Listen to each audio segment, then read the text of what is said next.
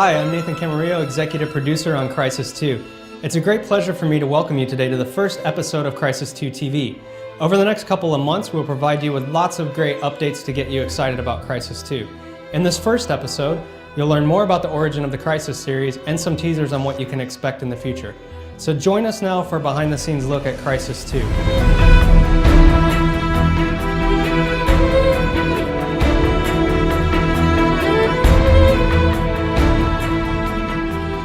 What is Crysis basically is a little bit the question. For once it's the nanosuit, which gives you all those abilities, and it's kind of this tool that makes an ordinary man a super soldier.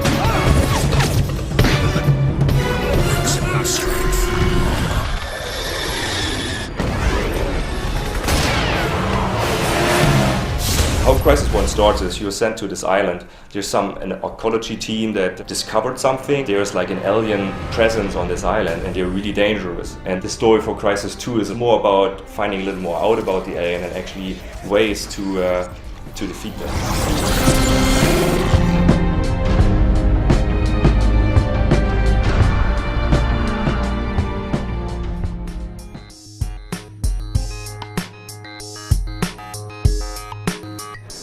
Hi, I'm Eric Staub, I'm producer on Crysis 2, and now I'm going to show you the team that creates Crysis 2.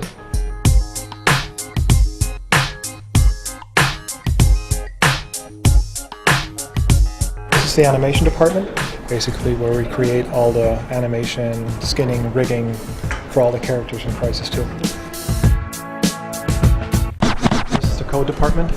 This is where all the brilliant, intelligent programmers sit.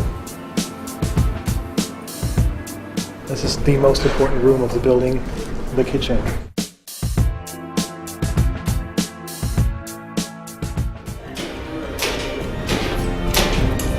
I'm Steve Bender, Animation Director here on Crysis 2. And what you're looking at are some stilts that we actually got when we were looking at the aliens that we have for Crysis 2.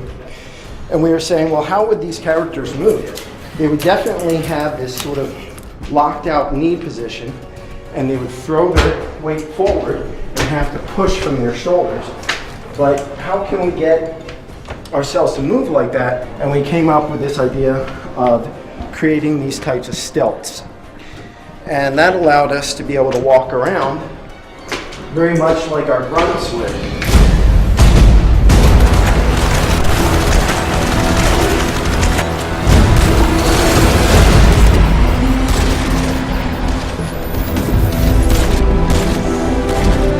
Crysis 1, you're in the jungle and our engine was very tuned to actually do that right. But Crysis 2 is much more straightforward design, like we want to have pick up and throw stuff and we want to use it in the game for actual gameplay.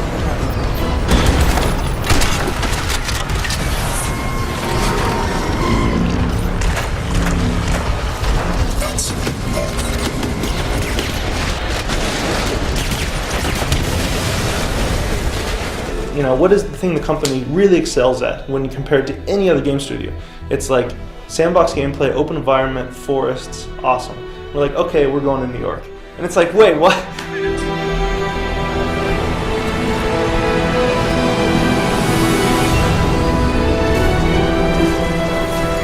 How do you take a city, which traditionally is totally like linear corridor shooter, and make it feel like the games that we've put out before? We know that the fans are expecting this stuff and we have to deliver.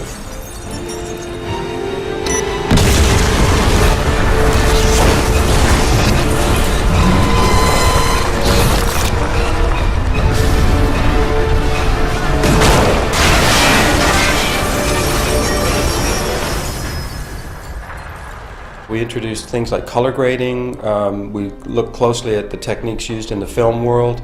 We can actually seriously control the color space in a very, very specific way.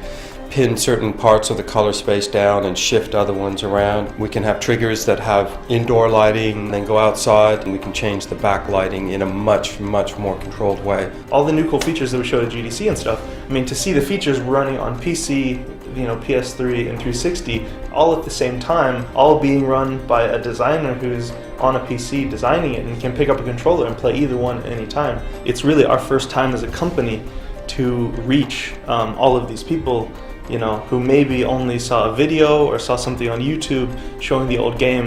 It's kind of our introduction to them. Trev had always said the base thing that we will go for is to look better than Crysis did. That's hard enough to do on consoles, right? But then from there, I mean, we want the PC to look even better.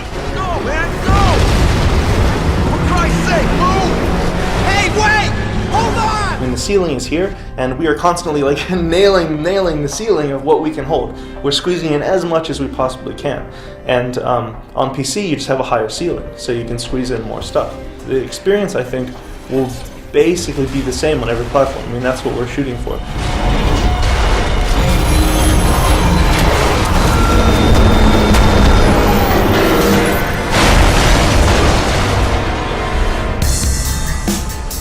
One half of the building, one half of the art department. We kind of put level art, level beautification, character art, and level design together in this part of the building.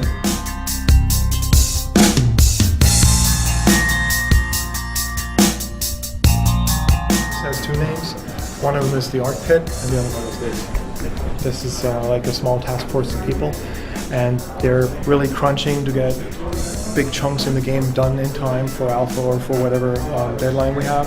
They're a bit locked off, so they have their own quiet space and peace. This is the entire QA area. QA is really important because they're checking basically the game, the build, everything constantly, reporting bugs. So without QA, nothing would work. Here we have the audio department. Right now I'm on this cinematic here. It's going to be implemented in the game later.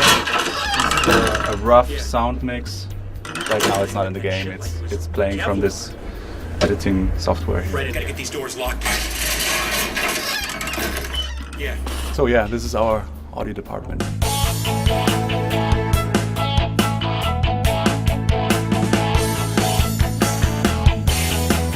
I hope you enjoyed our little tour through the Crytek office and the Crysis 2 production team, and I hope you enjoyed playing the game.